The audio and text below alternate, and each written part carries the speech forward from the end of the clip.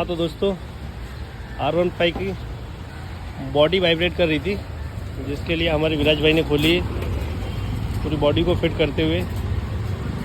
तो आपको दिखाते हैं ये होने के बाद में, राइड करके भी दिखाते हैं।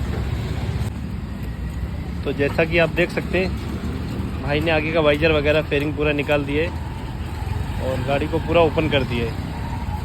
एक्चुअली बॉडी काफ़ी वाइब्रेट कर रही थी इसमें, इसकी वजह से भाई बॉडी को पूरा दोबारा से फिटिंग करके लगाएंगे। जहाँ जहाँ पे लूज है नॉइज की आवाज़ आ रही है, बंद करने के बाद में फिर दिखाते हैं आपको आगे का वीडियो।